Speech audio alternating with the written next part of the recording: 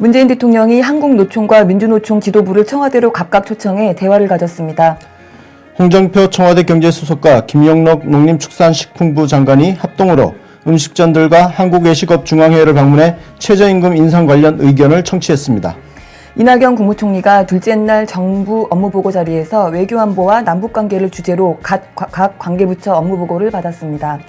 남북이 평창 동계올림픽을 앞두고 서로 파견하기로 한 선발대의 명단과 일정을 확정했습니다.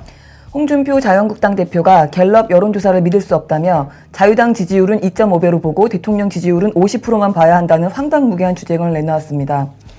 김현미 국토교통부 장관이 아파트 재건축 가능 연한의 상향 조정과 안전기준 강화를 검토하고 있다고 밝혔습니다. 문재인 대통령이 취임 8개월이 넘도록 받지 못했던 잉의시계를 생일 선물로 받게 됩니다.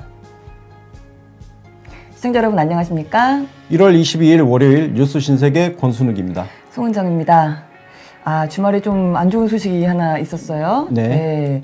그 여관에 화재가 나서 네. 6분이나 돌아가셨다는 얘기인데요. 그 중에는 전국 투어를 떠났던 그 모녀, 새 모녀. 새 모녀. 네. 그 사연이 좀 더 안타깝더라고요. 네. 그 전남 장흥에서 네. 겨울방학이라고 이제 아이를 데리고 같이 올라와서 여행 중이셨다고 하는데, 좀 너무 분노하게 됩니다. 네. 피의자. 화재를 낸 사유가 참 황당하죠. 너무 어처구니가 없어서요. 네. 정말 어쨌든 벌써 6분이나 사망을 하셨는데, 네, 고인들의 명복을 좀 빌도록 하겠습니다. 너무 안타까운 소식이었습니다. 대통령께서 지금 규제혁신 대토론회를 주재하고 계십니다. 네. 그래서 우리 4차 산업혁명, 4차 산업의 좀 이렇게 발전을 위해서 육성을 좀 하기 위해서 규제를 좀 고치는, 규제를 좀 혁신하는 그런 내용들을 지금 토론을 하고 계시다라고 하는데요. 내일 자세하게 전해드리도록 하겠습니다. 네, 그럴 수 있을 것 같습니다. 첫 번째 소식 가겠습니다. 문재인 대통령께서 어제 양대 노동조합 대표단들을 만나셨지요? 네, 한국노총, 민주노총 각각 개별적으로 만났습니다. 네. 예. 난 일단 진짜 기분이 나빠요. 민주노총 행태를 보면. 그러니까요. 네. 굳이 이런 식으로 해야 되는가. 하여튼 그렇죠. 네. 그런 자기들 안에 있는 그런 권위주의적인 사고방식을 버리지 않는다면, 예, 그래요. 제가 계속 얘기하지만 민주노총에 과연 민주주의가 있는지에 대해서 끊임없이 회의를 하게 됩니다. 네. 맞습니다. 저것도 정말 일종의 권위의식인데 정말. 네. 어쨌든 대통령께서 이제 일단은 첫 번째로 먼저 만난 건 한국노총 오찬 점심을 같이 하셨고요. 네. 빠른 시일 내내 좀 노사정 대화를 통해서 구체적인 성과를 좀 내놨으면 좋겠다. 대화가 좀 필요하다. 이런 이야기 하셨습니다. 그리고 네. 이제 그 이후에 민주노총을 3시부터 덕경실에서 따로 차담회 차 마시면서 진행을 하셨고요. 네, 신임 지도부죠. 김명환 위원장, 김경자 부위원장, 백석근 사무총장 이렇게 세 사람하고 차담회를 했습니다. 네, 맞습니다. 오찬 분위기 보니까 지금 여기는 사진 보시는 건 한국노총이고요. 예. 그 이후에 이제 차담 분위기랑 확실히 다르게 오찬 분위기는 분위기가 좀 화기애애한 것 같고, 네. 네, 우리 민주노총들은 그냥 나란히 서서 사진 이제 기념사진 촬영하고 그리고 이제 대화를 했지요. 그럴 수밖에 없죠. 한국노총은 지난 대선에서 우리 문재인 대통령을 공식 지지 선언했던 단체고요. 맞습니다. 민주노총은 심상정과 정의당 심상정과 민중연합당 김선동을 네. 공식 지지했던 단체입니다. 그러니까 네. 우리 대통령을 지지하지 않았던 노조 단체가 민주노총이죠. 네, 그러니까 맞습니다. 분위기가 다를 수밖에 없습니다. 네. 당연한 한국노총은 그때 조합원들한테 투표를 해서 네. 선정을 했다고 하죠. 공식적으로. 그게 참 오히려 더 민주적인, 민주노총보다 그렇습니다. 민주적인 방식이었습니다. 그래서 일단은 대통령께서 최저임금 안착, 그 다음에 근로시간 단축, 이런 거를 위해서 민주노총이 좀 같이 나서서 도와줘야 된다, 이런 이야기를 민주노총 지도부한테 하셨고요. 그렇습니다. 뒤에 나오겠지만 지금 정부가 최저임금 안착을 위해서 정말 모든 노력을 맞습니다. 총동원을 하고 진짜요. 있습니다. 이 상황에서 정말 최저임금 인상이란 건 노동단체, 노동계 수건사업 아닙니까? 그러면 당연히 지금 이 상황에서는 각 노조들이 좀 적극적으로 나서서 정부 정책을 밀어주는, 힘을 실어주는 그런 행동에 돌입해야 되는 게 정상일 텐데, 네. 예. 뒷짐지고 있죠? 그게 말입니다. 참. 하여튼 그리고 그거 외에 또 이제 1월 중에 노사정 대표자 회의 출범을 좀 했으면 좋겠다. 네. 기대를 하고 있다. 이런 이야기 또 같이 하셨습니다. 지금 이게 일정이 1월 24일입니다. 네. 오늘이 22일이니까 네. 내일 모레죠. 내일 모레니까 오늘 내일 중으로 민주노총이 그 사회적 대화기구에 참여할 것인지 여부를 명확하게 지금 입장을 밝혀야 되는 상황인데요. 예. 차담회까지 했는데. 24일이면 우리 대통령님 생신이네요. 네. 네. 참 생신인데 좀 선물로 그런 얘기 나왔으면 좋겠습니다. 하여간 뭐 2007년 이후에 또 11년 만에 민주노총을 청와대에서 다시 만나게 돼서 감회스럽다. 네. 이런 이야기도 하셨고요. 네. 최선을 다해서 일단 마음을 전하셨는데 민주노총이 어떻게 나올지 지켜봐야 될 것 같습니다. 다음 수업 가겠습니다. 네. 그 소식 가겠습니다. 잠깐 말씀드렸지만 그 최저임금 때문에 지금 정부가 굉장히 바쁘죠. 홍장표 청와대 경제수석하고요. 김영록 농림축산식품부 장관 합동으로, 그러니까 그 정부하고 청와대 합동이죠. 네. 예, 신당동 근처의 인근 음식점들하고 또 한국 외식업 중앙회를 만났다라는 얘기였습니다. 네. 네. 지금 최저임금 인상 문제가 잘 몰라요. 보통은 이제 특히 여기 내용이 나오지만, 네. 외식업 같은 경우는 특히 그 식당에서 일하시는 분들 굉장히 길게 이제 근무를 하는데 장시간, 예, 네. 장시간 근무를 하다 보니까 장시간 근무한 만큼 임금이 최저임금보다 높아요. 그죠? 높으니까 최저임금 이 혜택을 못 받는다는 지적도 좀 있고. 맞습니다. 그리고 또 일부 사업자, 개인 사업자 같은 경우는 이 최저임금 제도가 어디 그 법인만 해당되는 거 아닌가. 자기는 개인 사업자는 적용 대상이 아니다라고 생각을 하는 경우가 대부분이라는 거죠. 맞습니다. 예. 잘 모른다라는 건데 예. 지금 뭐 근로시간에 관련된 말씀하신 것도 8시간만 딱 근무하는 경우에는 그 최저임금이 오르면은 그 190만 원 미만이거든요. 그래서 예. 190만 원 이상 월급을 받아가는 사람들한테는 이제 혜택이 우리 일자리 안정자금이 들어가지 않는 거였어요. 네. 190만 원까지 상한선을 정해놨는데 실제로 하루에 막 12시간씩 이렇게 근무하시는 분들은 네. 최저임금만 계산을 해도 190만 원이 넘어가기 때문에 혜택을 못 받는다. 이런 부분들의 지적들이 있었습니다. 그래서 그거에 대해서 우리 그 청와대 쪽에서 그 외식 분야 근로자들이 아무래도 그 근로시간이 긴 거를 감안을 해서 일자리 안정자금 지원 대상에서 제외가 되는 것을 조금 다시 보완하도록 하겠다 정책을 그렇게 좀 답변을 했고요. 네. 그리고 그거 말씀하신 대로 지원책에 대해서 지금 너무 뭐 아는 게 없다. 모르는 경우가 너무 많다고 합니다. 그래서 네. 뭐 190만 원 미만인 경우, 월급이 미만인 경우에는 그 지원 자금이 나오는 거는 대체로 좀 알고 있는데 그거 외에 상가 임대료 상환 5% 제한 정책 올해부터 시행을 한다고 하잖아요. 그거하고 뭐 카드 수수료 인하하는 거 이런 것들 디테일한 것들 잘 모르는 경우가 너무 많더라. 그런 이야기가 좀 나왔습니다. 자, 지금 어쨌든 여러분들 이제 길 이렇게 다니시다 보면 네. 최저임금과 관련된 각종 현수막 많이 보시게 될 겁니다. 그래서 조금 더 이제 공격적으로 이런 홍보전을 적극적으로 펼칠 필요가 있을 것 같고요. 그래서 저희 정치 신세계에서도 이번 주에 최저임금과 관련된 핵심 쟁점을 총정리를 하는 걸 만들 계획을 하고 있습니다. 그래서 지금 각자 열심히 자료 보고 공부를 하고 있습니다. 네. 네. 열공. 네. 열공하는 정치 신세계. 네. 힘들어요. 하루하루 그냥. 네. 사는 게 늘 죽을 때까지 공부를 해야 됩니다. 사람은. 좋습니다. 아주. 하여튼 이렇습니다. 그래서 지금 청와대 정부가 지금 연이어서 최저임금 안착 행보를 계속 이렇게 이어가고 있는데요. 그 장하성 정책실장이 어제 그거에 관련한 또 브리핑을 했어요. 네. 기자들을 일부러 모아다가 최저임금 인상 관련해서 우리 소상공인들하고 중소기업을 위해서 진행되는 76가지의 대책, 정부 대책들을 좀 자세하게 설명을 했습니다. 네. 네. 그래서 일단은 브리핑 내용들을 좀 간략하게 요약을 해드리면 일단은 우리나라 그 국가 경제의 유일한 목적이 사실은 국민의 삶을 이제 개선하는 게 국가 경제의 목적이다. 이런 이야기. 근데 지금 2000년부터 2016년까지 16년 동안 경제가 우리가 누적으로 보면은 약 64% 성장을 했는데 네. 그 기간 동안 똑같은 기간 동안 가계 소득의 성장은 3분의 1에 불과하다. 21% 증가랍니다. 네. 더 심각한 거는 그 하위 20% 계층, 저소득층인 경우에는 2년 전에 비교해서 오히려 8% 감소하는 지금 상황이 너무 심각한 상황이다. 이런 이야기를 했어요. 그래서 지금 OECD 국가들 중에서 우리가 거의 지금 최저임금 근로자를 받는 그렇죠. 게 최하위다. 이런 이야기. 자, 그런데 이 2015년 IMF 보고서를 보면요. 네. 하위 20% 소득이 올라가면 경제가 성장을 하는데 상위 20% 소득이 올라가면 경제가 영향이 없다. 성장을 못 한대요. 그렇죠. 예, 성장이 줄어든대요. 줄어든다 오히려. 그러니까 잘 사는 사람이 더 잘 살게 되는 경제 구조는 지속할 수 없다는 이야기죠. 성장을 못 한다는 얘기죠. 그래서 계속 우리가 경제가 성장하기 위해서라도 하위 20%의 그 속하는 분들의 소득 수준을 계속 끌어올릴 필요가 있다.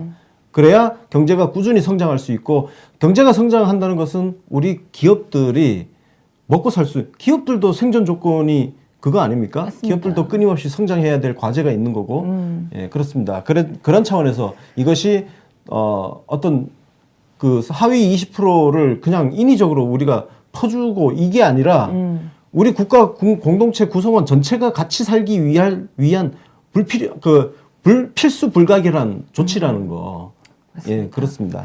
네, 그래서 그걸 위해서라도 이제 최저임금 인상이 성장 동력을 만드는 핵심 정책이다. 정말 가장 중요한 정책이다. 네. 이런 이야기를 강조를 하면서 그렇다고 해서 그 인건비 증가에 대해서 소상공인이나 자영업자나 이런 좀 취약계층의 사장님들이죠. 그런 분들한테만 전가해서는 안 된다는 게 또 정부의 방침이다. 그래서 76가지나 그 관련한 정부 대책을 마련을 했는데 실제로 그 관련한 대책들이 대부분은 다 그 소상공인들, 자영업자들을 위한 대책이다. 근데 이게 너무 지금 퍼져나가지 않고 있다. 홍보가 좀 안 되고 있다. 잘 알려지지 않는다라는 거죠. 그래서 최저임금을 인상하면은 직접적인 수혜자는 그 최저임금을 받는 사람들이지만 실질적으로는 사실은 그 정책의 수혜자는 자영업자나 소상공인들이다. 이런 이야기 했습니다. 그렇습니다. 이런 상황에서 최저임금과 관련된 기사에서 정말 최저임금의 수혜를 받을 사람들이 이 정부 정책에 악플을 달고 다니는 행태를 보면 왜 사는지 모르겠습니다, 진짜. 진짜요. 너무 속상하네요. 최소한 자신의 이해관계를 생각해서 살아야 되지 않겠습니까? 나에게 이익이 되는지 안 되는지를 살펴야지. 아니, 그 좀 잘 먹고 잘 사는 사람들이 당신들한테 무슨 이해관계가 있다고, 무슨 콩고물이 떨어진다고 정부 정책에 그렇게 악플을 달고 다닙니까? 자기 인생 돌아보면 불쌍하지 않습니까? 저요. 너무 불쌍합니다. 어? 아유, 하여튼 그런 이야기. 그래서 지금 뭐 우리 종업원 1인당 조금 전에 설명을 드렸던 190만 원 미만의 월급인 경우에 13만 원으로 이제 안정자금 지원을 해주는 매월. 네. 그거 외에 그거는 이제 76개의 정책 중에 1번 정책일 뿐이고 그 뒤에 75개가 더 있다. 그런 이야기를 하면서 여러 가지 뭐 세액에 대한 공제 20% 줄여주는 거, 그다음에 고용보험 같은 4대 보험 부담을 줄여주기 위해서 그렇죠. 노동자 1인당 월 22만 원을 정부에서 지원하는 거. 이게 정말 큰 거 아닙니까? 정말 큰 거죠. 이런 게. 네. 그리고 뭐 카드 수수료, 임대료 뭐 이런 거에 대한 정부 대책 지금 하고 있죠. 네. 저희가 이미 소개해드렸죠. 네. 네. 그렇습니다. 네, 그래서 상가 이런 임대료 인상 이거 지난번에 상한을 9%에서 5% 낮추는 거 낮추는 소개해드렸고, 거. 네. 그다음에 상가 임대차 계약 경신 청구권을 현재 5년에서 10년으로 연장하는 거 이것도 엄청난 겁니다. 네, 근데 그 예. 연장법이 지금 계속 국회에 계류가 돼 있다고 예. 지적을 하면서 장하성 실장이 이 법을 국회에서 좀 조속히 좀 통과를 시켜달라 이렇게 또 의견을 개진하기도 했습니다.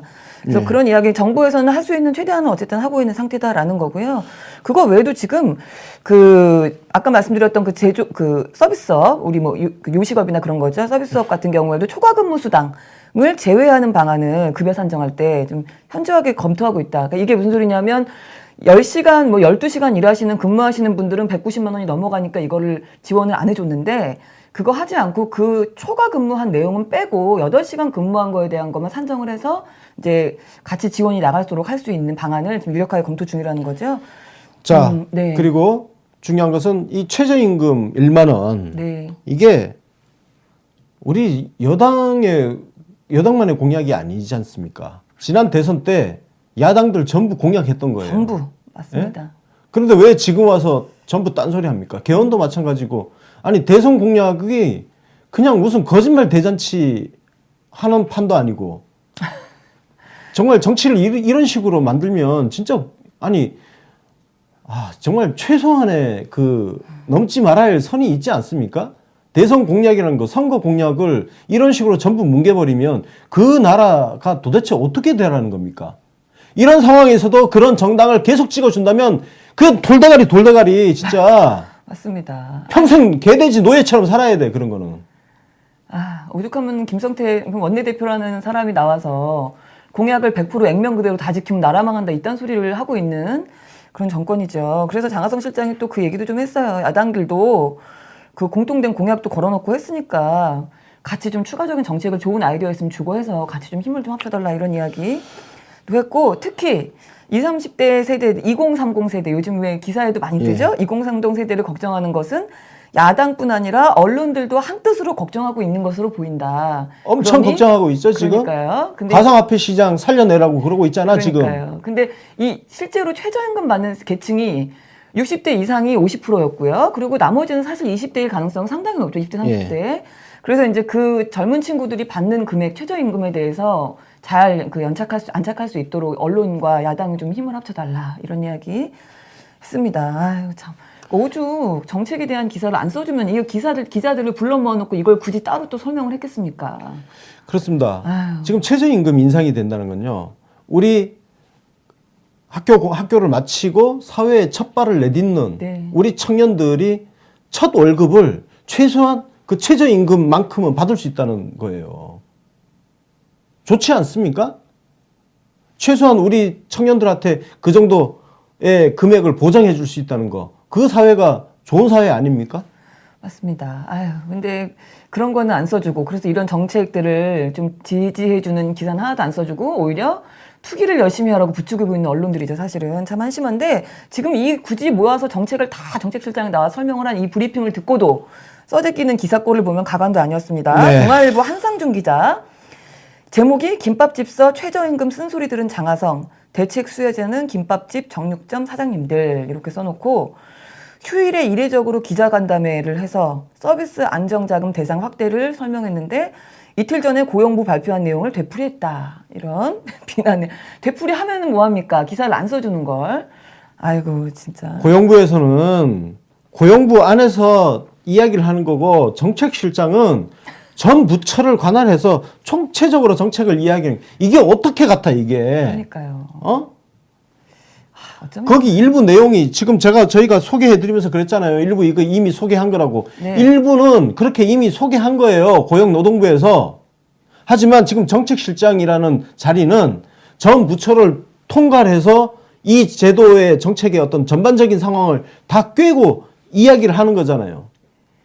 근데 이거를 애써 무시하고 그러니까요. 마치 반복하고 있다는 듯이 이야기를 지금 하고 있는 것은 이건 대가리가 나쁜 거지. 아니 저는 진짜 대가리 나쁜 새끼들 진짜 싫어요. 진짜. 네, 그 얘기 정말 수없이 하셨어요. 최소한의 이해력을 정말. 갖고 그리고 최소한의 양심을 갖고 우리가 세상에서 벌어진 일을 판단을 한다면 이런 기사가 어떻게 나옵니까? 그리고 어떻게 저런 악플을 달고 있어요 지금. 전부 이 정신 나간 사람들이 너무 많아 진짜. 정말 많습니다. 하여튼 한심한. 네, 정부에서는 이렇게 애를 쓰고 청와대에서도 이렇게 애쓰고 있는데 언론들은 한심한 소리 하고 있었다라는 얘기였고요. 다음 소식 가겠습니다. 네. 이낙연 총리가 정부 업무 보고를 계속 받고 있습니다. 그 지난 금요일에 외교안보 남북관계 관련한 부처들의 보고를 받았죠. 그때 제가 네. 잠깐 국방부에 대한 이야기도 좀 드렸었는데요. 외교부, 국방부, 네. 통일부, 문체부, 보훈처 이렇게 모였다라는 얘기고요. SNS에다가 이낙연 총리가 이 부처 보고에 대해서 후기를 남겼더라고요. 네. 네. 혹시 보셨나요? 저는 못 봤습니다. 그러셨군요. 네. 그 내용이 웃음과 박수가 거의 없어 무거울 만큼 진지한 3시간 동안의 논스톱 진행. 이렇게 정말 무거웠나 봐요. 네. 이낙연 총리께서 한 방 못 터뜨리셨는가 본데요.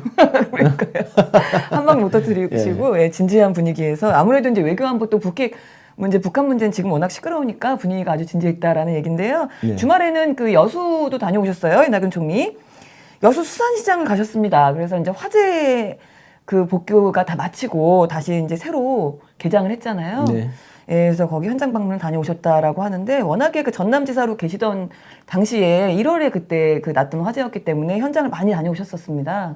근데 다시 곱게 재개장을 했는데 화재 이전보다 매출이 63% 증가했고 방문객이 70% 증가했다라는 반가운 소식도 전해주셨어요. 자, 이런 식으로 그 각 전국의 이런 재래시장들이 네. 각각의 특색을 갖추고 정말 다양한 그 우리 여행객들이 찾을 수 있는 그런 공간이 된다면 정말 그 우리가 그 대형 유통업체들의 그런 입점이라든지 이런 거 가지고 충돌이 많았지 않습니까? 네. 그래서 인위적으로 재래시장을 살려자 뭐 이렇게 하지 않아도 저절로 재래시장에 손님들이 가득하게 되는 그런 풍경을 우리가 볼 수 있을 것 같아요. 실제로 지금 요즘 전국 곳곳에 유명한 재래시장 같은 경우는 사람들로 바글바글 한다고 많죠. 그러죠. 네. 네. 여행 가면은 왜 꼭 들려야 되는 코스가 되기도 하고. 그렇죠. 네, 그러는데 전남에 여수에 사람이 많이 늘었다고 하니까 여행 가실 때 저 시장을 꼭 한번 들려봐야겠다. 네. 그런 생각이 듭니다.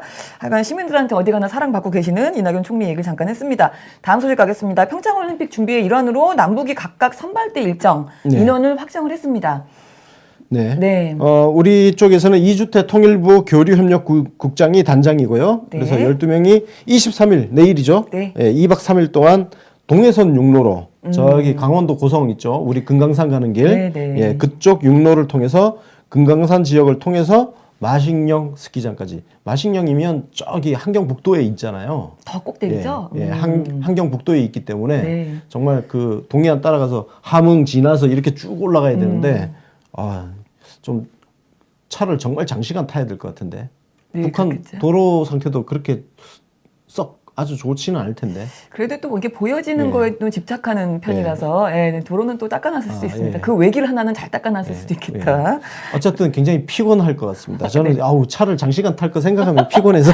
아, 그렇군요. 저는 그거보다는 추울까봐 더 걱정이 좀 되던데 얼마나 추울까 거기는 지금 그런 생각이 들기도 하는데 우리 어쨌든 그 북쪽에서도 또 우리 쪽으로 내려오는 또 일정이 정리가 됐지요. 이거는 25일이고요. 그쪽에서는 이제 우리 쪽에 경의선 육로를 통해서 네, 그래서 이제 우리 내려와서 숙박 장소 선수들이 머물 곳들, 그 다음에 뭐 개폐 회식장, 경기장, 프레스센터 등등은 점검하겠다라는 얘기고요. 네, 여기는 윤용복 체육성 부국장을 단장으로 한다고 합니다. 네. 그래서 뭐 이렇게 얘기가 됐는데 주말에 우리 그 북한 예술단이 미리 와서 좀 점검차 내려왔잖아요. 그렇죠. 소식은 다 알고 계실 텐데. 조선일보에 의해서 이미 그 총살을 한번 당했던 현송월 단장이 예, 살아서 돌아왔습니다. 예. 아유, 그 정말. 부활의 기적을 보여주고 있는 현송월 단장이 와서 7명 같이 점검단 왔는데요. 네, 맞습니다. 네. 그 육로 통해서 우리 지금 사진 잠깐 보셨지만 육로를 통해서 내려와서 서울역에서 KTX 타고 강릉으로 이동을 했었죠. 네. 네. 그리고 그래서 강릉 아트센터 네. 예. 점검을 많이 한번 했다. 점검을 했고. 네, 이 강릉 아트센터가 뭐 지금 지은 지 얼마 안 됐다고 해요. 네. 얼마 안 됐는데 지금 뭐 1,000명 정도 수용할 수 있는 되게 대규모의 아트센터다. 한 달 전에 준공이 완료됐다. 뭐 이런 이야기 있는데요. 아, 이거 관련해 갖고 사실 언론 보도 형태가 정말 너무 심각했습니다. 정말 진짜 단체로 무슨 정신에 이상이 있는 것처럼 굴었어요. 이게 미쳐 돌아가도 네네. 이게 좀 정도껏 미쳐 들어가야 되는데 그러니까요. 지금 상황은 말이죠. 지금이 어떤 상황이냐면 야당 언론은 이 나라가 어떻게 되는지에 관심이 아무것도 없어요. 그러니까 문재인 대통령을 흠집내고 정권 지지율을 깎아내릴 수 있다면 악마와도 손을 잡겠다는 식의 기사를 쏟아내고 있어요. 그리고 네이버 댓글 한번 보십시오. 현성월 단장에 대한 댓글은 정말 차마 눈뜨고 없습니다. 거기는요, 정말 지금 네이버 뉴스 댓글판은 우리 자라난 아이들이 절대 가서는 안 되는 구역이에요. 이게 일베 사이트하고 같아져 버렸어요. 예? 일베하고 같은 수준이에요, 지금. 처참합니다, 처참해요. 이걸 차마 말로 할 수 없어요. 제가 개새끼 하는 건 아무것도 아니라고 계속 말씀드리잖아요. 예? 너무 심각했습니다. 근데 그 네이버 뭐 댓글도 댓글이지만 언론들은 사실 진짜 언론사 간판을 달고 하는 얘기잖아요. YTN에서 심지어는 YTN TV에서는요. 현송월 단장이 임신을 했냐 안 했니 그걸 가지고 패널들이 토론을 하고 있어요. 도대체 뭐 하는 짓거리인지 모르겠는데. 한심하지 않습니까? 좀 너무 패널이랍시고 방송사에 나가가지고 정말 아무 말 대잔치 온갖 창작 소설 자기 머리로 생각해낼 수 있는 가상의 그 모든 것을 꺼내서 입으로 그렇게 떠들어대는 것. 이거 타락해도 이렇게 타락하면 안 되죠. 정말. 예? 너무 부끄러웠습니다. 지금 뭐 잠깐 그 영상으로 화면으로 지금 사진 보여드렸는데 첫 번째 보여드렸던 거는 뉴스원의 양세롱 기자라는 사람이 이 사람의 이름이 아주 친숙합니다.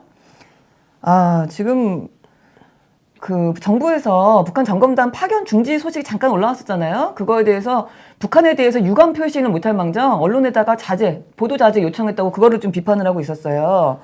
하도 엉뚱한 소리를 삼류 소설을 써제끼고 있으니까 자제하라는 거지. 등신아 진짜 짜증 아주 절로 납니다. 저 그 다음에 전격 방문한 다음에는 저 또 기사를 보십시오. 연합뉴스 김은경 기자고요. 제목이 포인트 있는 제품만 선호하는 듯 무게감 있는 이미지 위한 노력도. 현송월 롱코트 모피 앵글 부츠 차분하면서 고급스럽게 연출. 이게 지금 기사 제목이고요. 정말 이게 정말 기사에도 수준이 좀 필요하지 않습니까? 예? 어떻게 이렇게 집단적으로 미쳐 돌아갑니까? 너무 예? 창피해서요. 얼굴을 들 수가 없습니다. 너무 부끄러워요. 지금 대한민국 언론 99%는 진짜 쓰레기예요. 쓰레기. 전두환이 나타났으면 이거 전부 문 닫았어. 어떻게 부끄러움을 모르고 그렇게. 아, 정말 너무 심했죠. 지금. 이제는 부끄러움도 그냥 필요 없다 이거죠. 그냥 파렴치 뭐 논리의 맞아요. 일관성 필요 없고 그런 것 팩트가 같습니다. 잘못되고 제대로 되고 확인도 필요 없고 그냥 죽어라 정부만 까면 된다 이거 아닙니까? 맞습니다. 왜 그래야 되냐 이거예요. 왜? 무엇을 위해서? 그러면서 얻어맞을 때만 국적 찾고 이 개새끼들. 그러게 말입니다. 저 또 가관인 기사 하나 있었어요. 세계일보 기사였는데요. 김민서 기자. 제목이 현송월 가는 곳마다 아수라장. 무능한 통일부 국정원. 이게 제목이고요. 내용을 읽어보면 가는 곳마다 현송월이 가는 곳마다 취재진이 뒤엉크는 아수라장이 연출됐다 그거예요. 아니 본인들이 뒤엉켜놓고 아수라장이었는데 지금 누구 보고 아수라장이라고 뭐 무능화되는 건지 난 도대체 그러니까 자기들이 지들이 아수라장 난리 만들어 놓고 쳐놓고 질서도 안 지키고 왜 아수라장 되게 했냐? 그러니까 저 통제하면은 통제도 안 따르는 것들이 지금 아유. 저 대한민국 홍보를 담당하고 있는 사람들 사이에서 항상 하는 말이 있어요. 저 뭐야 오리떼 몰고 가는 것보다 기자 몰고 가는 게 더 힘들다고. 진짜 그럴 것 같습니다. 여러분들 오리떼 몰아보셨어요? 오리떼 못 몰아요. 오리떼 못 몰아갑니다. 거의 다. 근데 그 오리떼보다 기자들 몰고 가는 게 더 힘들다고. 기자들 어디 데리고 다니는 거 진짜 힘들어요. 더럽게 말 안 듣고요. 전부 시건방 떨고 거들먹거리고 그 하나하나가 그 지랄들 하고 있어요. 그래서 기자들한테 과잉 접대하고 하지 말라 이겁니다. 최소한 민간 기업은 자기들이 알아서 하는 거니까. 맞습니다. 근데 최소한 국가기관, 공기업에서 그딴 식으로 홍보할 과거처럼 기자를 무슨 상점 모시듯이 하는 그런 홍보 제발 하지 마십시오. 내가 진짜 그 담당자면 그딴 식으로 홍보하는 새끼들 다 잘라버릴 거야 아주 그냥. 그러게 말입니다. 지금 보신 기사 내용들 보면은 뭐 한마디로 이제 북한 측에서 취재를 어느 정도 이제 제안을 당연히 요청을 했겠죠. 워낙 예민했고 중간에 또 뭐 오해 많은 이런 이야기까지 있었던 상태에서 전격으로 오게 된 거 아닙니까? 그래서 취재의 자유를 보호하지 않았다 이거예요. 지금 보장하지 않았다 그런 얘기인데 당연히 지금 경험 문제도 있고 북한 인물이 지금 인사가 지금 우리 쪽으로 내려오는 게 지금 벌써 얼마만입니까? 이 상황에서 지금 뭐 기자단들 그냥 아무렇게나 막 다 들러붙으라고 그걸 허가를 해달라는 건지도 의문이고. 지금 이 상황도요 외신을 봐야 되는 상황이에요. 네. 외신이 지금 차분하게 지금 현재 벌어지고 있는 한반도에서 벌어지고 있는 일의 전망이라든지 이게 어떻게 흘러갈 건지 어떤 변화를 만들어낼 것인지에 대해서 정말 제대로 관찰을 하고 기사를 쓰고 있습니다. 예. 심각합니다. 이건 뭐 외신이 우리 진짜 뭐 애국자도 아니고 참 그 사람들 참. 아닙니다. 어처구니가 없습니다. 하여튼 이런 이야기 있었고요. 또 관련해서 그 국민 아주 이제 대놓고 국민 친일파 나경원 청원 페이지에 또 이름을 올렸어요. 지금 오늘 오전 그러니까 5시 6시간 전입니다. 오전 5시 기준으로 6만 3천 명이 넘어가 있었고 청원 순위로는 6위 달성하고 있었어요. 지금 아주 세간의 이목이 집중돼서 아주 매우 기뻐하고 있지 않을까 생각이 듭니다. 예. 네, 본인이 직접 SNS에다가 글을 올려가지고 지금 어그로 끌기 성공한 건데 뭐 더 이상 평창올림픽이 평양올림픽으로 돼서는 안 된다 뭐 이딴 소리. 그래서 자기가 IOC에다가 서한을 발송했다 이런 이야기를 했었죠. 네. 이 사람은 아니 지금 보세요. 지금 속속 지금 그 근거들이 나오고 있잖아요. 이 사람이 그 패럴림픽 관련해서 남북 단일팀 주장하던 사람 아닙니까? 네, 맞습니다. 밑에 제가 뭐 내용도 정리했지만. 그러니까. 그리고 이제 이게 그 일본 극우들이랑 하는 소리가 똑같다 그래서 또 어제 회자가 되기도 했어요. 그 정말 친일파 인증하는 것도 아니고 뭐 하나 모르겠습니다. 그 고이케 유리코라는 도쿄 도지사가 평창올림픽이 아니라 평양올림픽이다라는 망언을 짓거렸어요. 남의 나라 올림픽에 뭐하고 떠드는지 모르겠어요. 저 여자, 일본 여자 저 여자가 그 평창올림픽 이번에 온답니다. 오지 마. 오지 말고 나경원 데려가 좀 제발. 지금 저렇게 떠들면요.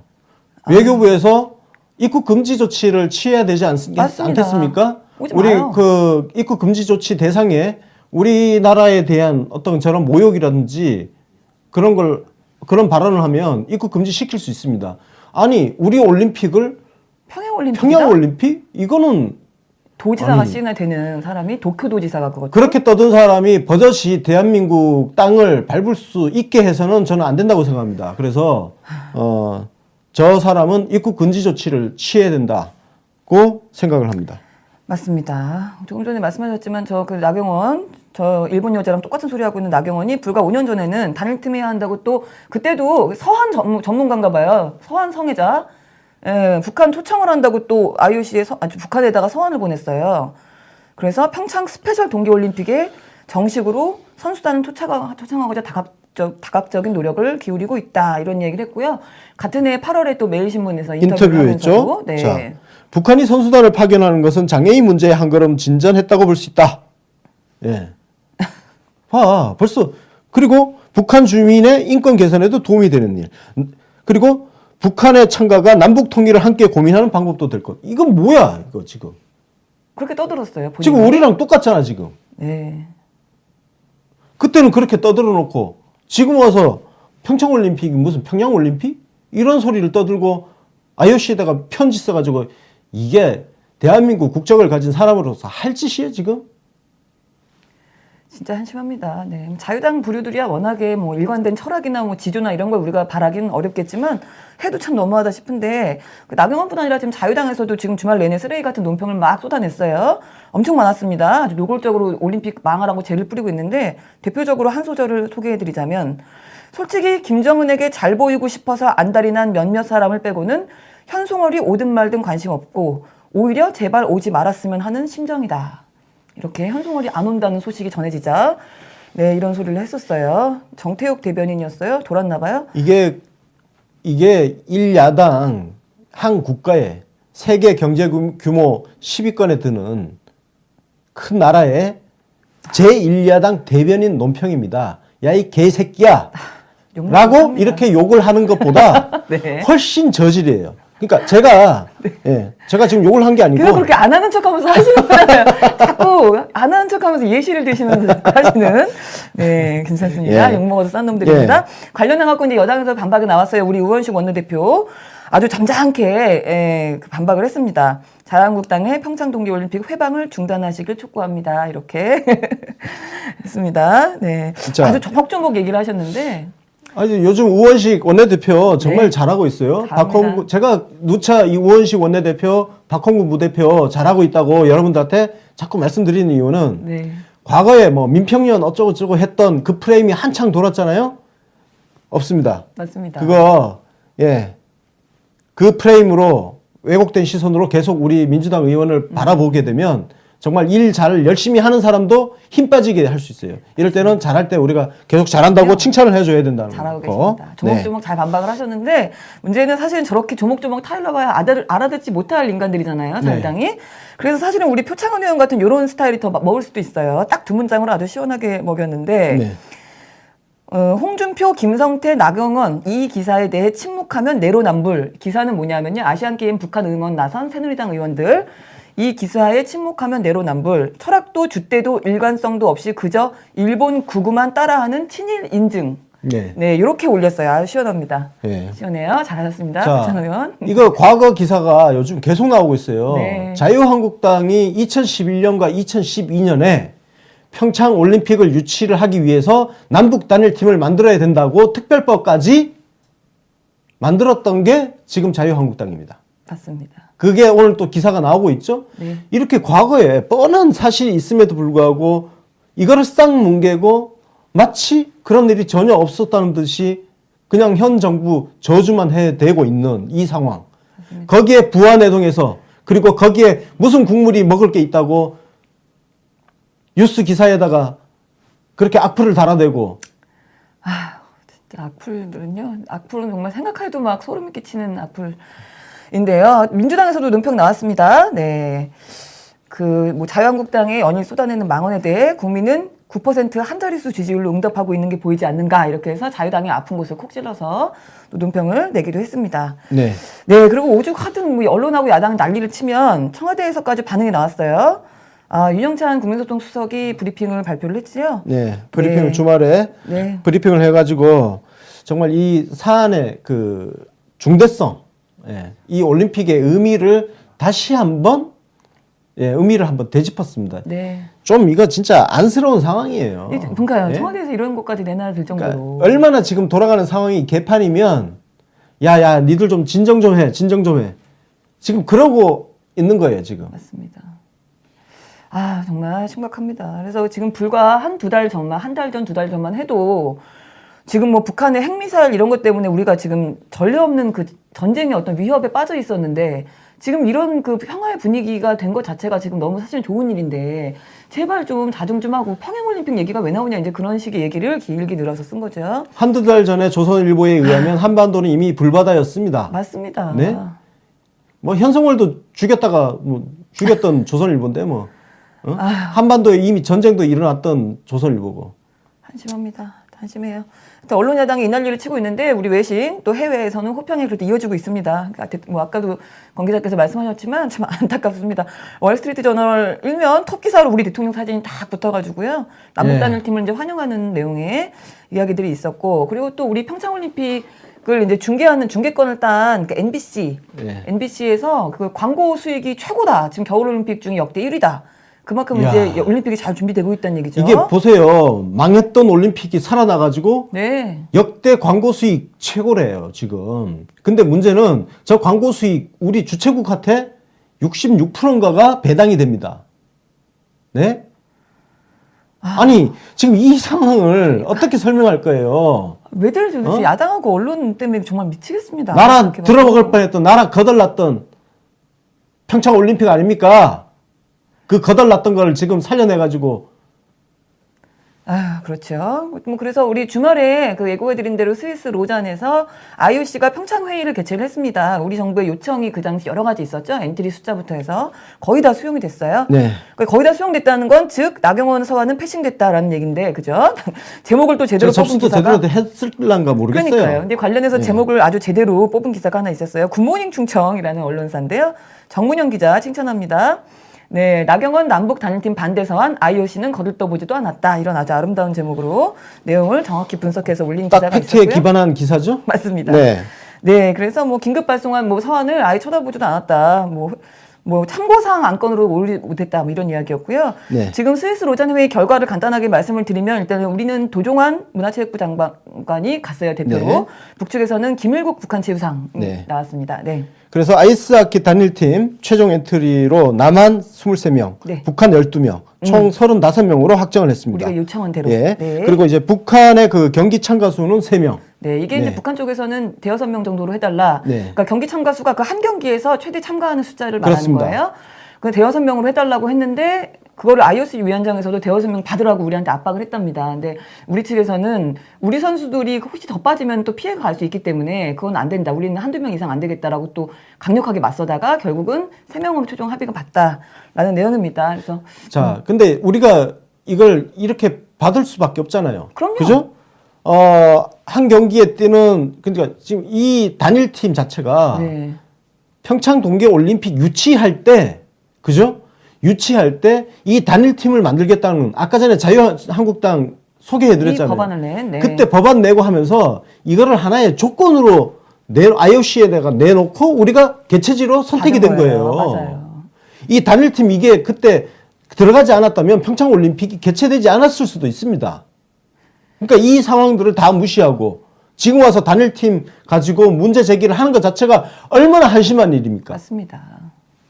그리고 북한 입장에서는 어떻게 보면은 엔트리에다가 자기네가 엔트리도 전체 중에 23대 12니까 절반밖에 안 되는 데다가 실제로 선수들은 3명밖에 못 뛴다고 하면 북한 입장에서는 사실은 또 양보한 부분이 있는 겁니다. 그냥 형식적으로 네. 상징적인 단일팀 만드는 거예요. 네, 맞습니다. 근데 그럼 상징적으로 그건 뭐하러 만드냐? 아니 그래서 얘기하잖아요. 우리가 평창 올림픽 유치할 때 이미 단일팀 이게 들어가 있었다고. 맞습니다. 그래서 IOC는 그 조건을 지금 준수하라고 하는 거예요, 우리한테. 맞습니다. 그래서 우리는 그 요청을 지켜준 의무가 거고. 있죠. 네. 거기다가 사실은 지금 뭐 소식 다 들어서 아시겠지만 지금 전경기 매진입니다. 아이스하키, 여자 아이스하키. 전경기 매진이고 이게 흥행이 성공하면 성공할수록 그 모든 이익은 우리가 갖고 오는 거죠. 그렇죠. 사실 북한이 그거 이익 보는 건 없습니다. 흥행 네. 많이 한다고 해서. 이제 그거 그리고 생각하면 자꾸 선수들 어쩌고 저쩌고 흘린 땀과 피가 어쩌고 하는데 네네. 우리 선수들은 독일 선수들의 피땀을 맞아요. 사실 우리가 대신 가져왔잖아요. 네, 맞습니다. 우리가 독일한테 미안하지 않습니까? 네, 독일이 원래 우리 출전하지도 못할 건데. 그리고 어쨌든 이 단일팀 때문에 여자 아이스하키가 굉장히 갑자기 인기가 맞아요. 올라가 버렸잖아요. 이목이 집중됐죠.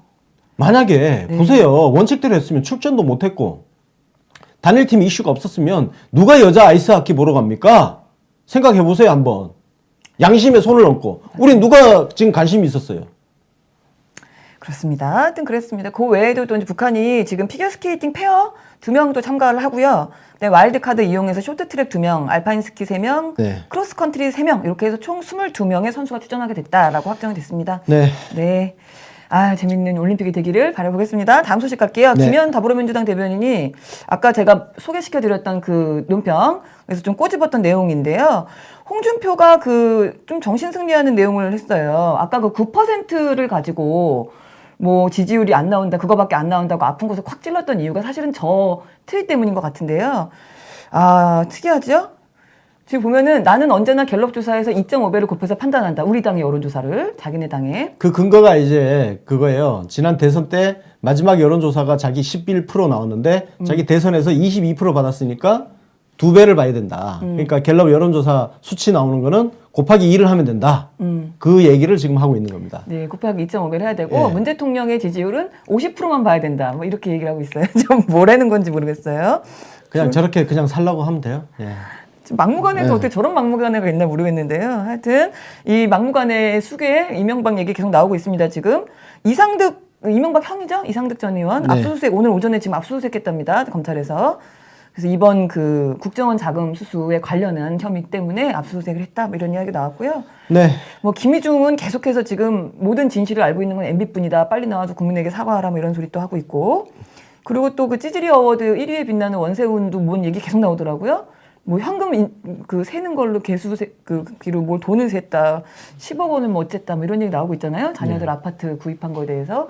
뭐 하여튼 계속 시끄럽게 드러나고 있습니다. 근데 이 상황에 언론들이 거의 또 계속 여전히 미쳐가고 있어요. 지금 YTN의 최두희 기자라는 사람의 보도가 제가 어제 너무 화가 났는데 문재인 분노에 검찰은 침묵, 향후 문대 MB 대리전 가능성도. 문재인 대통령과 이명박이 지금 검찰 수사를 가지고 서로 대리전을 하고 대신 대리전을 한다. 지금 이런 말도 안 되는 보도를 했더라고요. 그러니까 이게 제가 정말 누차 말씀드리지만 이게 무슨 삼국지식 활극 있잖아요. 활극으로 기사를 써야 자기가 기사를 잘 쓴다고 착각을 하고 그런 기사를 재밌게 읽고 이게 정치를 후퇴시키고 있다는 거거든요. 이런 기사는 쓰레기 취급을 해줘버려야 돼요. 맞습니다. 말이 안 되는 소리를 지금 하고 있잖아요, 지금. 네. 검찰이 침묵? 그럼 검찰이, 아니, 대통령이 헌법상 민주주의와 법치주의를 무시하고 정치보복 떠들고 있는 이명박에 대해서 분노를 한 것에 대해서 검찰이 그럼 뭐라고 그래? 검찰은 그냥 묵묵히 자기 수사하면 되는 거예요. 지금 검찰 자기 수사하고 있어요. 그래서 일부 언론에서 그 이명박 소환하지 않는다. 왜 검찰은 이명박 소환을 하지 않는다고 했을까? 이런 CBS 기사도 있던데 지금 단계에서 무슨 그런 소리를 합니까? 이명박을 소환하고 안 하고는 수사 과정에 따라서 달라지는 거예요. 지금 벌써 그걸 예상을 어떻게 합니까? 당연히 지금 검찰 입장에서는 지금 소환 계획이 있습니까? 이렇게 질문하면 내가 검사라도 아직 없습니다. 예, 이게 정답 아니에요. 당연히 없죠, 지금. 소환할 때 되면 기자들한테 미리 알리지도 않아요. 미리 날짜 딱 잡아놓고, 그죠? 딱 소환 직전에 통보를 합니다. 기자들한테 알려줘요. 오늘 이명박 검찰 소환 계획, 뭐 이런 거 문자로 간단하게 알려줍니다. 지금 벌써 무슨 설레발들을 치고 앉았어요. 아니 너무 어이가 없는 게 지금 범죄 혐의 수사하고 있는 걸 가지고 문 대통령이 검찰을 앞세워서 지금 싸우고 있다는 얘기 아니에요. 말도 안 되는 소리를 짓거리고 하여튼 너무 화가 났습니다. 다음 소식 가겠습니다. 네. 간단한 건데요. 김현미 국토교통부 장관이 아파트 재건축 연한 상한 조정을 하겠다. 검토 네. 중이다라는 이야기가 나왔습니다. 이게 왜 우리 오래된 아파트면 30년 되면 재건축 그렇죠. 가능하고 하는 거를 예. 원래 40년이었는데 박근혜가 30년으로 줄여놓은 거잖아요. 네. 다시 40년으로 늘려보겠다라는 거를 검토한다는 그냥 거죠. 원상회복 하는 겁니다. 네, 맞습니다. 예. 원상 회복하는 거. 네, 그리고 요거 외에 또 그 재건축 부담금이 있잖아요. 네. 세대별 뭐 부담금이 있는데 그 부담금 예상액을 올해부터 이 부담금이 시행이 되기 때문에 그거를 미리 계산해서 공지를 했어요. 그래서 재건축을 하게 되면은 조합원당 이만큼의 비용을 내야 된다, 부담금을 내야 된다라는 걸 미리 공지해서 조금 자제시키려는 의지가 좀 있는 거겠죠. 네, 그렇습니다. 네, 그런 이야기 있었고요. 뭐 재건축으로 한몫 잡으려는 사람들이 많잖아요. 네. 예, 당연히 내가 살고 있는 집이 좀 허름해지면 네. 새 집 갖고 싶은 건 뭐 인지상정이고요. 네. 다만 거기서 그거를 정말 한몫 잡는 수단으로 네. 다들 생각을 하잖아요. 네, 지금 조사 결과 보니까 갭 투자라고 하죠, 일종의. 그런 갭 투자가 너무 많이 있다고 해서 이런 얘기가 나오는 것 같고, 그거 외에도 이제 부동산 불법 행위에 대해서 지금 부동산 불법 거래 합동 점검반을 국세청, 그다음에 지자체, 그다음에 국토부 이렇게 같이 합동으로 좀 차렸어요. 그래서 점검을 지금 하고 다닌답니다, 지금. 현장 점검 중이다, 이런 소식도 있었습니다. 마지막 소식 가겠습니다. 아, 이정도 총무비서관 정말 이 정도인지 몰랐습니다. 너무합니다. 문재인 대통령님 이니 생일 선물로 이니 시계를 준다. 라는 얘기를. 너무하는 거 아닙니까?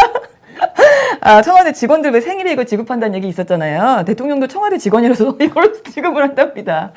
아, 지독합니다. 지독해요. 이 우리 정도. 대통령님도 생일 선물로 받아야 되는 이미식에. 그러니까요. 참, 저는 그냥 포기하겠습니다. 그러니까 저는 이거 보면서 아, 이거는 포기해야 되는 거구나. 안 되겠구나. 아이고, 막 뒤에서 청와대 쪽 사람들하고 친분 관계 자랑하면서 이미식에 좀 갖고 있다고 깝죽거리는 인간들이 생각나네요. 네, 그렇군요. 예. 아니 그런 인간들 좀 제법 있습니다. 있겠죠. 예, 있겠죠. 청와대 뭐 쪽하고 이제 친분 관계 활용해서 이니식에 갖고 있는 인간들이 좀 있더라고요. 맞아요. 그 마치 이니시계가 그 되게 재수 없어요. 재수없겠죠. 제가 생각해도 재수없습니다. 마패처럼 자기가 무슨 청와대와 뭐가 가까운 인증인 예, 것처럼. 예. 그렇습니다. 하여간 대통령 생일 그 이벤트 관련해서 원래는 그 오늘 지난 0시부터 타임스퀘어, 뉴욕에 있는 타임스퀘어에 공개하기로 했던 광고가 하루씩 일정이 밀렸지요. 네. 그래서 오늘 밤 자정에 다시 이제 공개가 된다라는 얘기가 있었고요. 그 외에 추가로 또 미국에서 지금 진행하고 있는 그 비밀 이벤트, 네. 우리는 아무것도 듣지 못했던 그 비밀 이벤트 알고 계시죠? 네. 그거에 관련해 갖고 지금 절정을 향해서 이벤트가 지금 진행이 되고 있다라는 소식이 있었어요. 그래서 이게 뭐 뒷얘기가 뭐 엄청난 감동이 숨어 있다, 뭐 기대해도 좋다, 뭐 이런 얘기가 나오고 있는데요. 네, 진짜 서프라이즈 할 겁니다. 네. 예. 그래서 이 뜻깊은 일에 동참하실 분들 네. 마지막 계좌가 열렸으니까 올라타시기 바랍니다. 막차입니다. 네 번째 계좌고요. 카카오뱅크 김나무님 계좌입니다. 요거 지금 우리 팟빵 정치인세계 공지 게시판에 올라와 있지요? 네. 네, 카카오뱅크 김나무님 계좌 확인하셔서 마지막 계좌입니다, 이게. 네, 마지막 계좌 사실상. 네, 그래서 많이 동참, 정말 뜻깊은 일이니까 많이 동참해 주시기를 바라겠습니다. 네, 준비한 소식 전해드렸고, 아, 오늘 시간이 많이 늦어졌습니다. 이슈 프리즘으로 가겠습니다. 송 작가님, 그 많은 옷이 다 어디서 나는지 보니까 한 번도 옷이 중복된 적이 없습니다. 아하. 진짜 부자야? 엄청 부자죠. 대단한 부자 납셨다. 아, 소품이라도 대충 사볼까? 모니터 앞순이한테는 또 인터넷 쇼핑몰이 있으니까. 응? 오소리? 이름 대박. 오소리 에코퍼? 올겨울은 광화문 추위가 아닌 각자의 추억을 만드느라 코가 빨개지겠죠. 동물로부터 잔인하게 털을 얻지 않아도 인간은 이미 고품질의 펄을 만들 수 있는 기술력을 가지고 있습니다. 그중 털 빠짐이 적고 촉감이 부들부들하며 반짝반짝 윤기가 흐르는 고퀄리티 에코퍼 원단을 가지고 오소리 에코퍼를 제작하였습니다. 대박. 가격도 착해. 이름도 마음에 든다. 오소리 에코퍼. 와, 색깔은 또 뭐 이렇게 많아. 브라운 예쁘네. 딥블루도 예쁘다. 와. 어머, 호피무늬 우리 마님 진짜 좋아하시겠다. 이거 선물 포장도 해주네. 여기는 북마크 당첨이다. 쇼핑몰이 로타리 82? 로타리 82, 로타리 82. 응? 이건 뭐야? 가족 모두가 문꿀 오소리입니다. 헐. 대구에서 쇼분영 하시면서 상품명에 오소리. 와, 진짜 한 문꿀 하신다. 문꿀이라면 무조건 즐겨찾기 각이네. 오케이, 즐겨 찾아드리겠어. 로타리 82. ROTARY82.com 로타리 82. 검색창에 로터리 아니고 로타리 82. 네이버가 경찰에 네이버 문제를 의뢰했다는 소식이 있었지요? 네. 네. 이 댓글 조작과 관련해서 네. 네이버가 자신들이 조사를 해서 발표하면 믿어주지 않을 것이기 때문에 외부 기관에 의뢰를 하겠다. 그래서 경찰에다가 분당 경찰서에다가 수사 의뢰를 했습니다. 예. 그렇습니다. 사실 근데 이게 뭐 그 네이버 외부의 그 댓글들 매크로들이 돌아가는 아르바이트들이 예. 붙는 것도 문제지만 사실 우리가 네이버의 내부에도 문제가 있는 거 아닌가 하는 사실 의혹을 갖고 있잖아요. 그렇죠. 그래서 이제 이게 뭐 되겠냐. 자기들끼리 뭐 예를 들면은 자체적으로 뭐 증거를 막 없애거나 혹은 노출 기준, 노출 기준을 막 바꾸거나 해서 얼마든지 피해갈 수 있는 거 아니냐 뭐 이런 이제 회의적인 시선도 좀 있습니다. 네. 지금 뭐 그런 얘기들이 많이 나오고도 있는데 실제로 그 댓글 노출 기준이 좀 변경됐다는 제보도 있었어요. 네. 예를 들어서 욕설을 이제 감추는 가리 기능이 기준이 좀 바뀌었다. 옛날에는 뭐 니은 이거 같은 경우는 아예 안 됐었는데 그게 지금은 다 쓸 수 있게 내용이 바뀌어졌다. 그러니까 욕설이 지금 가능해진 갑자기 다 가능해졌다. 네, 가능해진 상황이에요. 네, 이런 이야기가 있었고요. 근데 이게 참 웃기죠? 그건 가능해지고 우리가 문제 제기를 했던 예를 들어서 달빛 창녀단 이런 거 있잖아요. 네. 이런 거는 또 이제 안 되게 지금 안 되게 돼 있고. 조치를 취했어요. 네, 맞습니다. 뭐 그거 안 되게 한 거는 좋은데 아니 그렇다고 욕설을 다 쓸 수 있게 해주는 거 이것도 네, 맞습니다. 좀 어이가 없죠? 네, 그래서 이제 그런 댓글 매크로 알바단들이 주로 쓰는 그쪽의 언어들은 다 가려놓고 그 일반 시민들이 열받으면 막 내지르는 일반적인 욕들은 쓸 수 있게 해놓은 거 아니냐 이제 이런 의혹이 있었고요. 지금 잠깐 트윗 보셨지만 이제 이재명 시장에 관련해서 네이버를 또 지적하기도 했어요. 네, 그래서 지금 그 댓글 조작을 네이버가 막을 의사가 있다면 댓글 이력 숨김 기능부터 없애라 이런 이야기를 하기도 했습니다. 그래서 근데 일단 뭐 네이버 내부 문제도 물론 우리가 의혹은 많이 있지만 그거 접어두고 매크로를 잡아내는 정황만 뭐 그 매크로 정황만 잡아내도 조금은 도움이 되긴 할 텐데 네. 지금 경찰 수사 의뢰 소식이 우리가 뉴스가 뜬 이후부터 갑자기 댓글들의 추천 비추천의 그 숫자가 좀 이상한 현상이 기현상이 나타났죠. 진짜 조금 우리가 골 때린다고 그러죠? 진짜 이상한 현상이에요. 이거 한번 보십시오. 추천과 비추천 숫자가 전부 똑같이 지금 정렬이 돼 있어요. 네. 와, 이게 어떻게 가능한 일입니까? 그러니까 저게 네? 근데요. 그 지금 화면을 보시면 뭐 다음 페이지도 마찬가지지만 선풀 소위 말하는 그러니까 정부나 문재인 대통령을 지지하는 선풀은 저렇게 똑같이 맞춰지고요. 네. 악플은 안 맞춰집니다. 그렇죠. 그러면 무슨 소리냐면은 선풀은 저 추천을 많이 한 만큼 빵이 되는 비추천을 거예요. 똑같이 해서 제로를 만들어서 빵. 상위에 노출이 안 되게 네. 밑으로 내려버리는 네. 거죠. 그런 상황. 그러니까 지금 매크로를 숫자를 조절하면서 저걸 지금 맞추고 있다라는. 그러니까 정확하게 그러니까 쉽게 얘기해서 물자를 딱 빵까지만 맞춰 쓰고 네. 굳이 마이너스는 안 만들겠다는 만드는 거거든요. 거죠. 네. 그래서 추천 수만큼만 비추천을 갖다 때리고 네. 거기서 작업을 멈추는 거예요. 네. 이건 진짜 그러니까 이게 기계가 야. 이거는 정말 기계가 돌리지 않고서는 이걸 맞출 수가 그러니까. 없어요. 이건 매크로가 돌아간다는 정말 명확한 증거다라고 판단이 좀 되는데요. 자, 거기에다가 이제 박사모에서 그 어르신들한테 매크로 사용법을 가르치고 있다는 제보도 지금 들어왔습니다. 맞습니다. 네.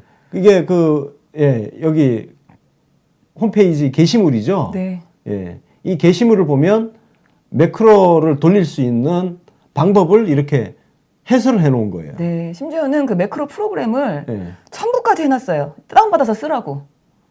지금 보이시죠? 두 번째 페이지 그림 보면 보이시죠? 맨 위에 압축 파일이 있습니다. 그래서 아예 그 프로그램을 지금 뿌려가면서 가르치고 있다라는 또 이야기도 있었습니다. 네. 그런 의혹. 그래서 이쪽에서도 같이 움직이는 거 아닌가 하는 의혹도 있었고요. 뭐 어쨌든 자, 그래서 네이버가 지금 수사 의뢰를 했는데요.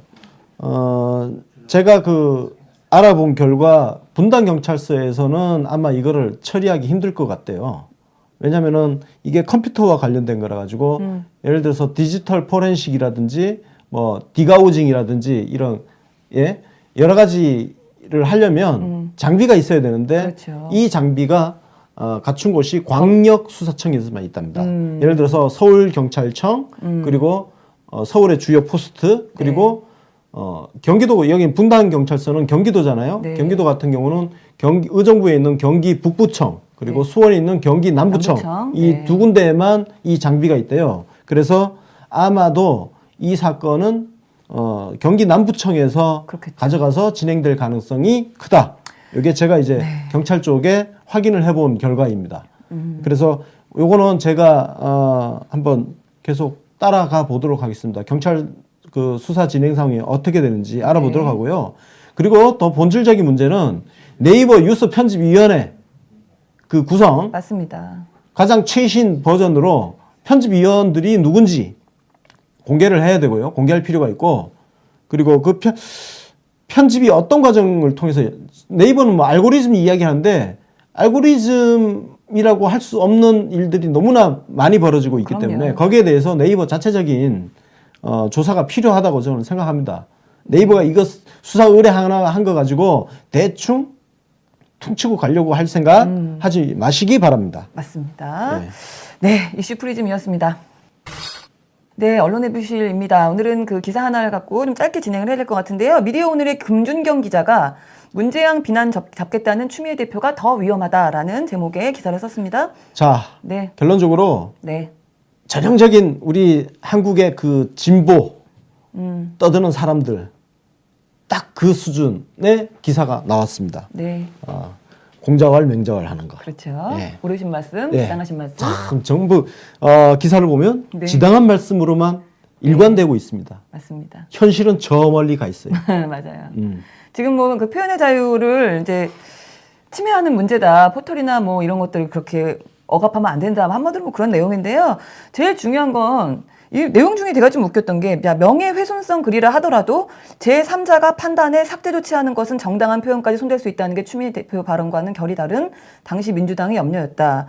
그러니까 명예훼손이라고 하더라도 그걸 제3자가 판단해 삭제 조치하는 건 안 된다. 이게 지금 우리 박강원 의원이 지금 발의하려고 하는 그런 여러 그 법안에도 관련이 좀 있는 얘기죠. 네. 근데 제3자가 판단해 삭제 조치하는 게 아니고 네이버가 왜 제3자입니까? 네이버한테 지금 삭제하라는 거잖아요. 네이버는 당사자예요. 당사자죠. 본인 집에 쓰레기들이 몰려와갖고 떠들고 있는데 나는 제3자니까 가만히 있으라는 건가요? 지금 말이 안 되는 얘기입니다. 예를 네이버는 들어서 이런 제3자가 겁니다. 아닙니다. 우리 팟빵 후기 게시판에 네. 와서 맨날 댓글 삭제를 하면 표현의 자유 운운하는 인간들이 있는데 네. 정신 차리라고. 거기는 우리 게시판이고 우리가 보기 싫은 거는 우리가 마음대로 삭제할 수 있는 거야.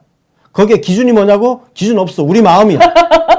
이거예요. 거기에 대해서 네. 표현의 자유 운운하지 말라는 말이에요. 그러니까 그러면 딴 데 가서 써. 딴 데 가서 쓰면 된다 이거야. 맞습니다. 이겁니다. 이게 이 간단한 거를 이해를 못 해. 그러니까요. 제3자래요. 계속 제3자. 네이버가 제3자인데 제3자가 네이버가 거기에 사용자들 혹은 댓글러들이 뭘 쓰면은 내가 쓴 글이 아니니까 건드리지 말아야 된다 그 논리인데 네이버가 갖고 있는 페이지잖아요. 네이버 마음대로 지을 수 있어야 되는 게 맞는 얘기죠. 당연히. 네. 그리고 더 중요한 건 이 사람들이 지금 이 기사가 뭘 놓치고 있냐면 본질을 아예 빼놓고 있어요. 네, 지금 그렇습니다. 표현의 자유만 얘기하고 있는데 네.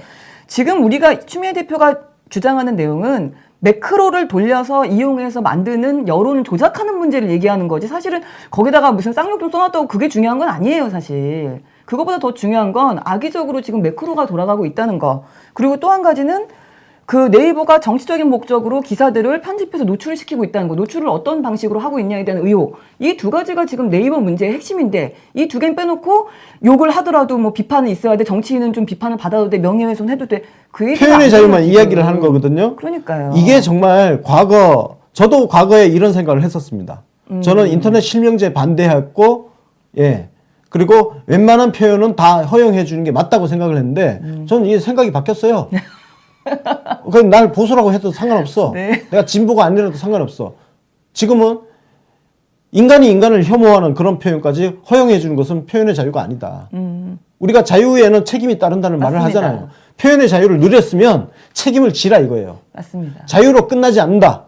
그거를 우리 사회가 자 여기서 이 기사의 가장 한심한 문제는 뭐냐면 한국은 혐오 발언 처벌법은커녕 무엇이 혐오 발언인지 사회적 논의조차 제대로 이루어지지 않은 상태다. 이렇게 한심해요. 얘기하는데 진짜 한심하더라고요. 이분 공부 좀 알아보고 하세요. 혐오 차별법과 관련해서는 이미 연구를 많이 하고 있습니다. 대표적인 게 제가 별로 좋아하진 않지만 좀 그래도 이 분야에 탁월한 학문적 성과를 내고 있는 법학 교수들이 제법 있습니다. 그리고 작년부터 하여튼 최근에 몇 년 사이에 이런 법률안 제정과 관련해서 수많은 토론회 심포지움이 있었어요. 이 사람 어디 갔다 오는 기자야? 맞습니다. 그리고 사실은 그런 뭐 사회적인 뭐 합의가 되지 않았다 혐오 발언에 대해서 얘기하는데 솔직히 말하면 합의할 것도 없고요. 우리가 그냥 보편적으로 그냥 인류 보편적으로 생각하는 문제만 생각해도 이거는 합의할 이유가 없어요. 그러니까. 예를 들어서 달빛 창녀단 같은 그런 단어가 지금 올라가 있는 거는 누구를 붙잡고 물어봐도 그건 혐오 발언 맞아요. 그거를 왜 합의를 해야 됩니까? 자, 그 유명한 소라넷은 왜 폐쇄가 됐습니까? 그러니까요. 일베는 일베 지금 문제 계속되고 있잖아요. 그럼 미디어오늘 이 기자는 일베의 그 수많은 그 표현도 표현의 자유로 허용해야 된다는 입장인 건가요? 뭐 이런 공자 같은 소리를 하고 앉았냐 이거예요. 공짜. 어? 네. 뭐 어처구니가 없는, 네. 이런 식으로 해서 뭐 언론을 계속 뭐 억압하려고 한다, 뭐 이런 소리 계속 하고 있는 기사들이 좀 종류별, 다른 것도 몇 개 있었어요. 다른 것도 몇 개 있었고, 뭐 이데일리 김연아 기자라는 사람이 비슷한 내용인데, 뭐 글 수준은 훨씬 형편없는 기사 하나 있었어요. 근데 여기서는 뭐, 문재양, 문슬람은 일부 네티즌들이 가상화폐 규제 논란, 부동산 대책 등 정부 정책을 비판하면서 만든 신조어다. 아니야! 이거 언제부터 나온 얘긴데. 나 진짜 멍청해갖고, 진짜. 그러니까 얘는 뭐 거짓말하고 그래. 기본적인 시사 교양이 안 돼 있어. 기사 함부로 쓰지 말고 이런 기사를 이 내용을 거르지 못한 데스크도 한심한 거예요. 아니, 대선 경선 때부터 나왔던 얘기야. 상식이 없잖아, 상식이. 그러니까요. 아유, 진짜 답답해 죽겠습니다. 하여튼. 요즘은 언론사 상식 시험을 안 보긴 합니다. 네. 옛날에는 상식 시험을 봤거든요. 이 상식 시험을 다시 도입을 해야 될 것 같아요. 그러니까요. 네, 예. 몰상식한 예. 기자들 얘기를 좀 했습니다. 언론해부실이었습니다. 네, 칭찬합시다. 주인공 소개해 주시죠. 네, 문대림 대통령 제도 개선 비서관입니다. 네. 예, 문대림 비서관이 이게 지난 6월 초에 우리 대통령님이 당선인 그 청와대 그 과태료가 날라왔는데 우리 대통령께서 당선인으로 주행을 하는데 네. 찍혔대요. 속도위반 카메라에. 찍혀가지고 네. 이게 종로경찰서 관할인데 네. 종로경찰서에서 과태료를 부과를 한 거야. 네. 사실 여기서도 잘못된 거예요. 이걸 부과하면 안 되는 건데 부과를 한 거예요. 경찰이 따라다니고 네. 있었는데 그때 그러니까. 경찰이 경호하면서 같이 가고 있었는데 경찰한테 부과해야지 그럼 같이 있던 경찰한테 자, 그래서 일부 그 전직 경찰서장님이 네. 종로경찰서장을 징계해야 된다고 글을 올리셨더라고요. 네, 맞아요. 예. 근데 어쨌든 이거 가지고 이제 그래서 이제 청와대 내부에서도 이건 좀 이상하다. 경찰들이랑 같이 움직이고 예. 있었는데 이거는 좀 잘못된 것 같다 했는데 그 연락을 좀 해야 되는 거 아니냐 그랬는데 우리 문대림 비서관이 지금이 때가 어느 때인데 시대가 어느 시대인데 청와대에서 경찰서에 전화해가지고 이래라 저래라 하냐. 그냥 대통령님한테 내시라고 해야 되겠다. 그리고 대통령님한테 사비로 내십시오. 이렇게 그 조언을 했는데 대통령님이 또 흔쾌히 받아들여서 내지 뭐 이렇게 해서 내셨다는 거죠. 네. 네. 저는 어쨌든 이렇게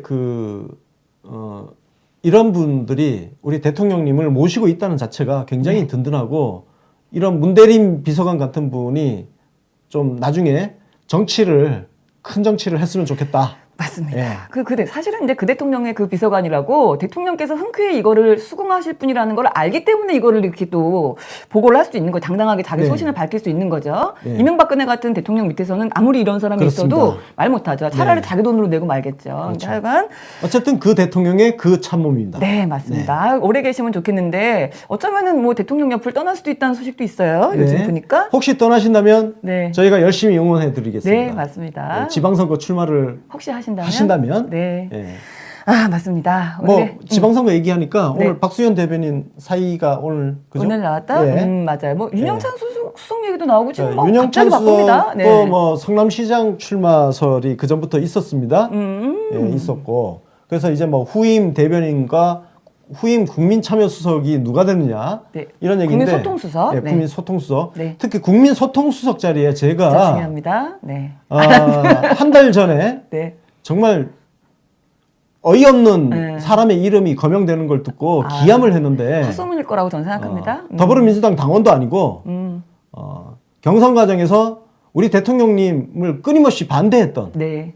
안희정을 지지하다가 나중에 심상정을 지지하고 그랬던 사람 이름이 들리더라고요. 절대 아닐 겁니다. 정말 만약에 그렇게 되면 네.